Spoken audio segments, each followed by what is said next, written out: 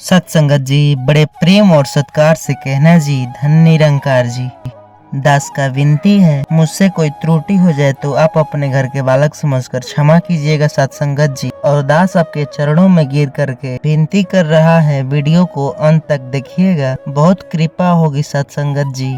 याद रखना, किसी की जमीन जायदाद हड़पना जितना तुम्हारा है उतने में खुश रहना, मेहनत करके कमाना, वरना प्रति 1 इंच दूसरे का अपना न लेना। नहीं तो ईश्वर के घर देर है अंधेर नहीं, जब ईश्वर की लाठी चली तो धृतराष्ट्र का वंश नष्ट हो गया, पानी देने वाला कोई नहीं बचा। याद रखिएगा, ईश्वर की लाठी धीरे चलती है लेकिन चलती जरूर है। जितना हमारा है वहीं बोएंगे, जो हमें मिलेगा वहीं जिसमें नून रोटी खाएंगे, लेकिन दूसरे की नहीं। बेईमानी से हड़प कर हम खुशी नहीं, हम साइकिल में ही खुश हैं, हमें मोटरसाइकिल की ज़रूरत नहीं। बेईमानी क्या आप रावण को नहीं जानते? बेईमान भली भूति रावण के भाई भी अपने धन हड़प लिया था। कुबेर का पुष्प विमान जो कि रावण के बाप का नहीं था, जो कुबेर को मिला था, भाई का विमान हड़प लिया था। भाई की संपत्ति हड़प कर रावण ने हुआ सर्वनाश हो गया। रहा न कोकुल रव निहारा, 1 लाख पूत 1.25 लाख नाती, जिसके घर पर दिया न बाती, कोई जलाने वाला नहीं था। अति कभी न करना बंदे, इति तेरी हो जाएगी, बिन पंखों के पक्षी जैसे गति तेरी हो जाएगी सत्संगत जी। मेहनत करिए, दूसरों को मत लीजिए, मेहनत पर भरोसा रखो, बनाओ जो कमाओ कबूल बनाओ। भाई को संपत्ति हड़पना, पड़ोसी की संपत्ति बेईमानी से क्यों हड़पना, जो अपना है उसी में संतुष्ट रहो। सत्संगत जी, किसी की आप लो मत न, और अपनी एक रत्ती छोड़ो मत, आपका है छोड़ना भी नहीं है। ऐसा नहीं कि तुम्हारे घर में कोई कब्जा करके बैठा है, मारो केस करो। दुर्योधन ने कब्जा कर लिया पांडवों के घर में तो महाभारत हुआ। किसी का 1 रुपये मत लो, ना अपना 1 रुपया कहीं पर छोड़ो। रिश्ता भाई भाई का, हिसाब पाई पाई का। रिश्ते की जगह पर रिश्ता, हिसाब की जगह पर हिसाब रखो। रिश्ता अपने जगह पर, हिसाब अपने जगह पर। यह महाभारत की कथा तुम्हारे लिए सिखा रही है कि, लेकिन तुम तो बस द्रौपदी को लिए बैठे हो। और सत्संगत जी, जितने भी बूढ़े महात्मा जी हैं, अभी आप अपने बेटे का बंटवारा कर दीजिए। भले वो आपस में मिल कर रहे, लेकिन अभी आप बंटवारा कर दीजिए, ये आपका है और ये आपका है। नहीं तो समय रहते नहीं बटा तो आपके न रहने पर आपस में लड़ कर के मर जाएंगे। आज भारत में जितनी भी लड़ाइयाँ हैं भाई भाई में, बाप के चलते लड़ाइयाँ लड़ी जा रही हैं। मर गए, बंटवारा किए ही नहीं। बच्चे बोल रहे हैं मैं ये लूँगा तो मैं ये लूँगा। इसलिए मरने के पहले बिल्कुल बंटवारा कर लीजिए महात्मा जी, क्योंकि बंटवारा तो प्रकृति राम लक्ष्मण के साथ भी हुआ। बंटवारा अटल सत्य है, करना ही पड़ेगा, यह प्रकृति का नियम है। आज नहीं तो कल नहीं, जीते जी भाई दोनों आपस में लड़के अलग हो सकते हैं। उसका अच्छा प्यार मोहब्बत से अलग हो, ताकि वह अलग होकर भी एकरा जी सके। आज भाई भाई का दुश्मन बना है, देख लेना संसार में। भाई भाई के घर नहीं जाता, भाई के घर उसकी बेटी की शादी पड़ता है तो वो नहीं जाता। काहे का भाई? सारा संसार आ रहा है लेकिन भाई नहीं आ रहा है। क्यों? क्या मुद्दा था? बंटवारा। यह आग किसने लगाई? वह बाप जिसने बंटवारा करने से पहले मर गया। धृतराष्ट्र जैसा पिता नहीं बनना, जैसे कि धृतराष्ट्र जैसे पिता बनेंगे तो लड़के आपस में लड़ कर के मर जाएंगे। यह दोष बूढ़े लोगों का है। जैसे कि आपने देखा होगा, छोटे पर जब बालक लड़ते हैं तो आप जैसे कि घर में आग लगती है तो उसको फटाफट से बुताते हैं, कैसे भी करके। और वहीं पर जब उन दोनों भाइयों को आपस में लड़ते हुए छोड़ देते हैं तो वहीं बड़े होकर के दुश्मनी पैदा करते हैं। क्यों नहीं, जब आपस में झगड़ा कर रहे थे तभी उस पे उन लोगों की आग बुताइए। उस समय आग नहीं बुताई और आज धधक धधक कर रोते हो कि भाई भाई आपस में लड़ रहे हैं। रिश्ता भाई भाई का और हिसाब पाई पाई का। जिस घर का हिसाब पाई पाई होगा उस घर का रिश्ता मिलजुल कर रहेगा। जहाँ हिसाब पाई पाई का नहीं होगा वहाँ भाई मिलजुल करके नहीं रहेंगे।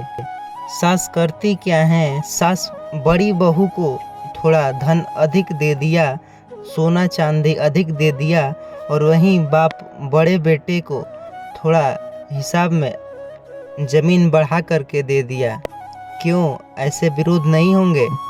ऐसे घरों में विवाद होंगे या नहीं? जब वह सभी आपके औलाद हैं तो बंटवारे में कमी क्यों, सब में पक्षपात क्यों, बराबर बांटो।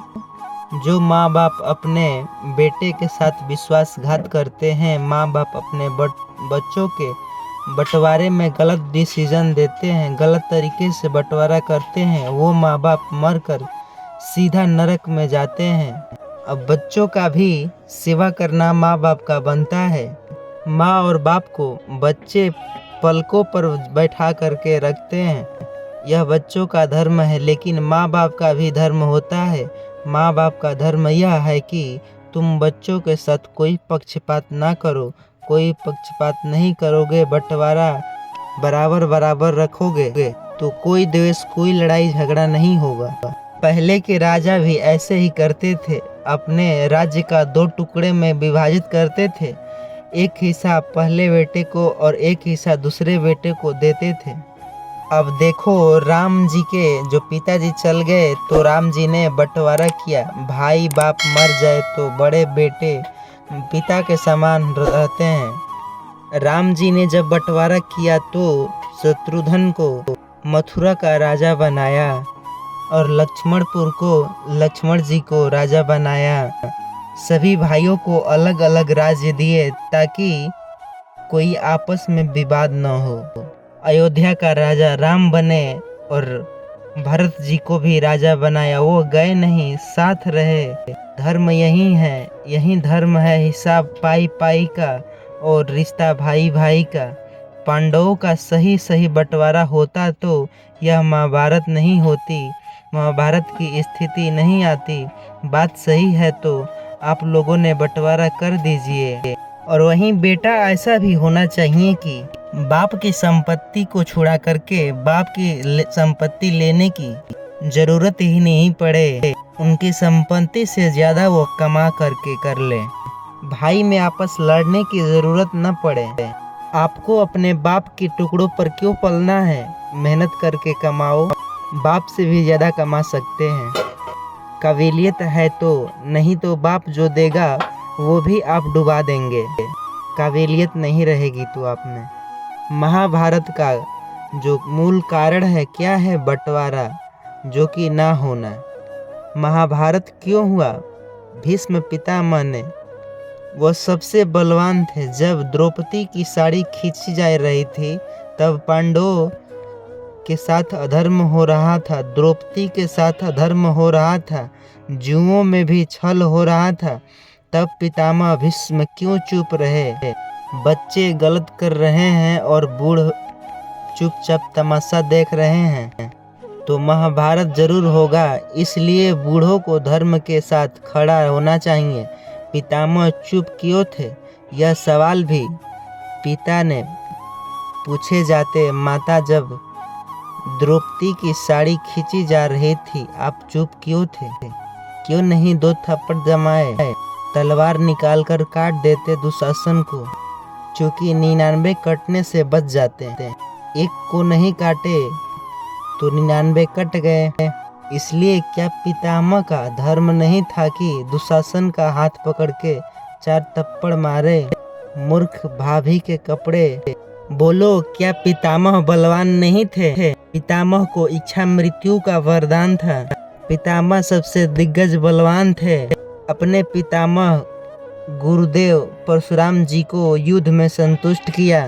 केवल फूंक मार देते तो दुशासन उड़ जाता। उनके सामने क्या बल था दुशासन का। बोला नहीं पितामह ने, महाभारत हुआ। जहाँ बोलने की जरूरत है वहाँ बोलो, जहाँ चुप रहने की जरूरत पड़े वहाँ चुप रहा करो। गलती करी तो बाणों की सैया मिल गई। भले पितामह हो परंतु कर्म दंड भोगना ही पड़ेगा। चलो बाण की सैया पर। यह दंड था जो पितामह चुप रहे। उनकी मृत्यु कैसे हुई? बाणों की सैया पर लेटे रहे। इच्छा मृत्यु का वरदान जो था। आज तो यह भी सिद्ध हो गया कि अगर कहीं लड़ाई लड़ी जा रही है और आप चुपचाप देख रहे हैं तो दंड तो आपको भी भोगना पड़ेगा, जैसे पितामह ने अपने बाणों के सैया पर लेटे रहे। इन्हीं के कारण महाभारत शुरू हुआ। आज भी भारत में धर्म परिवर्तन हो रहे हैं। हिंदू से कोई मुस्लिम बन रहा है, कोई क्रिश्चियन बन रहा है। सरकार भीष्म पितामह बन करके खड़ी है और देख रही है सभी तमाशा। और सत्संगत जी, महाभारत होने की तीसरी वजह क्या है? गंधारी। गंधारी कौन है? किरदार याद होगा, कौरवों की माता, धृतराष्ट्र की पत्नी। गंधारी का योगदान क्या सुनी? यह वही गंधारी हैं जब दुर्योधन पर संकट आया तो बोलती हैं कि कल सारे कपड़े उतार के आना, तुझे देखूंगी पट्टी हटा करके। आंखों की मेरी शरीर की नज़र तेरी नज़र पर पड़ेगी, तू वज्र हो जाएगी। यह बात आपको गंधारी ने बोला था। आखिर में इसी के कारण महाभारत हुआ। सत्संगत जी, इतने सारे अवगुण बातें हैं जो आपको बंटवारे से मिलती है, जो कि आपके जीते जी बंटवारे कर देने चाहिए। नहीं तो आपस में भाई लड़ के मर सकते हैं और भाई भाई का प्रेम कभी नहीं मिलेगा। सत्संगत जी, वीडियो कैसा लगा? अगर थोड़ा सा भी अच्छा लगा हो तो इस चैनल को सब्सक्राइब करके बेल आइकन को प्रेस कीजिएगा और कमेंट में धन निरंकार लिखना ना भूलिएगा। सत्संगत जी, दास का विनती है सत्संगत जी।